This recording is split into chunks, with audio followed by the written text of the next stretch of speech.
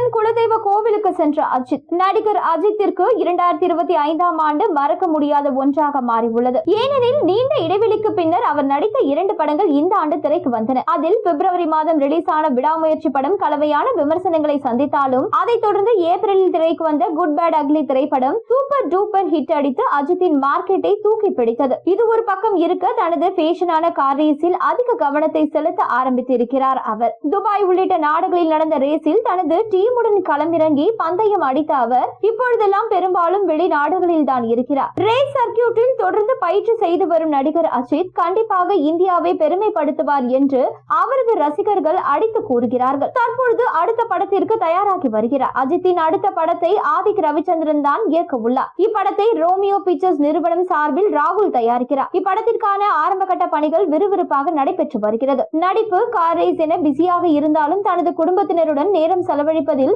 கவனமாக இருக்கிறார் அஜித். அந்த வகையில் தனது மனைவி ஷாலினியுடன், மகன் ஆத்விக் உள்ளிட்டோருடன் கேரள மாநிலம் பாலக்காட்டில் இருக்கும் பெரும் வெம்பா கிராமத்தில் அமைந்திருக்கும் ஊட்டு குளங்கரா பகவதி அம்மன் கோவிலுக்கு சென்று சுவாமி தரிசனம் செய்தார். அப்பொழுது அங்கு வந்த ரசிகர்களுடன் புகைப்படங்களும் எடுத்துக் கொண்டார். கேரள மாநிலம் பாலக்காட்டில் உள்ள தன்னுடைய குல தெய்வமான ஊட்டு குளங்கரா பகவதி அம்மன் கோவிலுக்கு சென்று சுவாமி தரிசனம் செய்துள்ளார். நடிகர் அஜித்தின் தந்தை பாலக்காட்டை சேர்ந்தவர் என்பதால் அவர்களின் குலதெய்வமாக ஊட்டு குளங்கரா பகவதி அம்மன் கருதப்படுகிறது. அங்கு அஜித் எடுத்துக்கொண்ட புகைப்படங்களும் வெளியாகின. அதில் அவர் நெஞ்சில் சுவாமி உருவத்தை பச்சை குத்தி இருப்பது தெரிய வந்தது. அதை பார்த்த நெட்டிசன்கள் அது என்ன சாமி என்பதை அறிந்து கொள்ள ஆர்வம் காட்டி வருகின்றனர். அதன்படி அவர் தன்னுடைய குல தெய்வமான ஊட்டு குளங்கரா பகவதி அம்மனின் உருவத்தை தன் நெஞ்சில் பச்சை குத்தி இருக்கிறார். இது அவர் அந்த கடவுள் மீது வைத்திருக்கும் அன்பை காட்டுகிறது.